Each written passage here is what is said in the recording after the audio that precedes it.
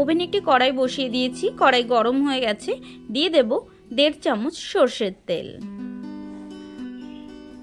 তেল গরম হয়ে গেছে, এখন দিয়ে দেব মুগ ডাল। এখানে আমি 150 গ্রাম মুগ ডাল নিয়েছি। মুগ ডালটাকে আমি আগে খুব ভালোভাবে ধুয়ে নিই, তারপর ভাজি। তাতে কোনো সমস্যা হয় না ভাজতে। গ্যাসের ফ্লেমটা একটু বেশি দিলেই খুব ভালো ভাজা হয়ে যায়। প্রথমে গ্যাসের ফ্লেমটা একটু হাই দিতে হবে, পরে গ্যাসের ফ্লেমটা লো করে দিতে হবে। 6-7 মিনিটের মধ্যে খুব সুন্দর একটা ডাল ভাজার গন্ধ বেরিয়ে এসেছে। লাল করে ভেজে নিয়েছি মুগ ডালটা। এখন দিয়ে দেব উষ্ণ গরম জল।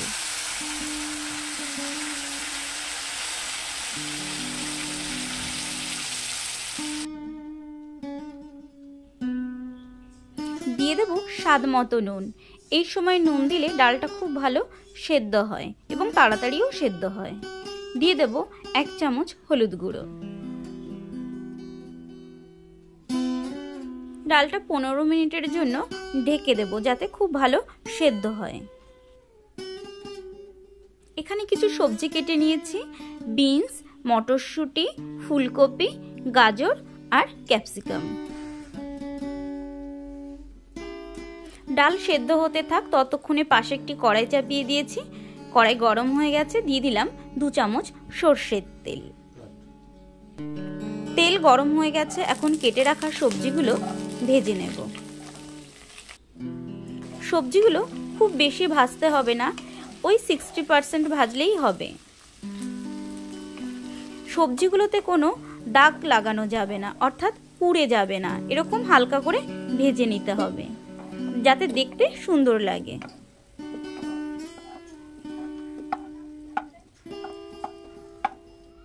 এই তেলের মধ্যে দিয়ে দেব 1 চামচ গোবিন্দভোগ চাল।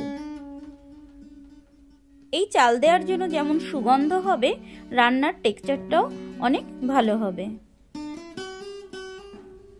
দিয়ে দেব 1 মুঠো কাজু কিশমিশ। 1 মিনিট মতো কাজু কিশমিশগুলো ভেজে নেব। এগুলো ভাজা হয়ে গেছে, এখন একটি পাত্রে তুলে নেব।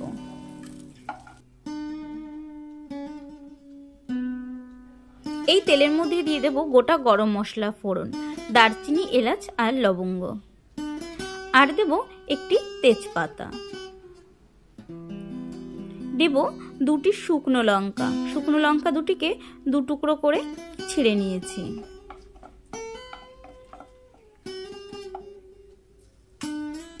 দিয়ে দেব 1/2 চামচ গোটা জিরে।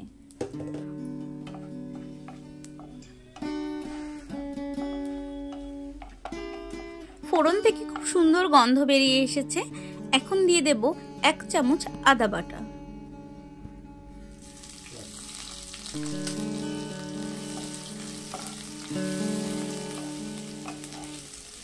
আদাটা 30 সেকেন্ড মতো ভেজে নিয়েছি। এখন দিয়ে দেব একটি মিডিয়াম সাইজের টমেটো কুচি।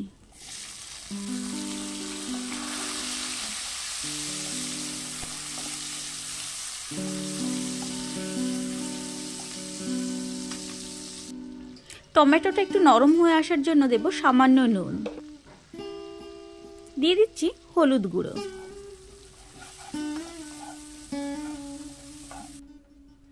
টমেটো সফট হয়ে এসেছে, এখন দিয়ে দেব কিছু লঙ্কা কুচি। ভেজে রাখা সবজিগুলো এখন দিয়ে দেব। মশলার সঙ্গে সবজিগুলোকে একটু কষে নেব, 2 মিনিট মতো কষে নিলেই হবে। দিয়ে দেব ভেজে রাখা কাজু কিশমিশ আর গোবিন্দভোগ চাল। সবকিছু 2-3 মিনিট মতো ভালোভাবে কষে নিয়েছি। এখন দিয়ে দেব সেদ্ধ করা ডাল। ডালটা কিন্তু আমি ঘেটে নিই, ডালটি গোটা গোটা আছে, ফেটে গেছে কিন্তু খুব ভালোভাবে গলে যায়নি। এই অবস্থায় ডাল দিতে হবে, কারণ ডালটা আবার রান্না করা হবে। ডালের ঘনত্বটা বেশ গাঢ় আছে। এখন দিয়ে দেব উষ্ণ গরম জল।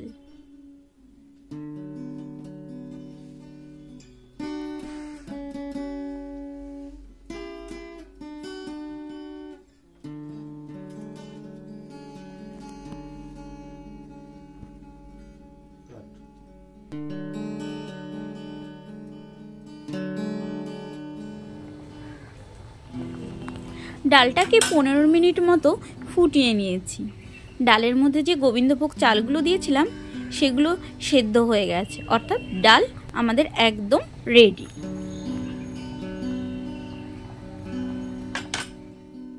এখন দিয়ে দেব হাফ চামচ চিনি, দেব হাফ চামচ গরম মশলা গুঁড়ো,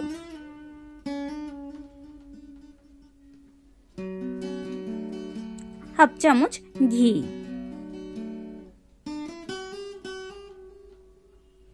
সবকিছু দিয়ে দিয়েছি। এখন খুব ভালোভাবে মিশিয়ে নেব।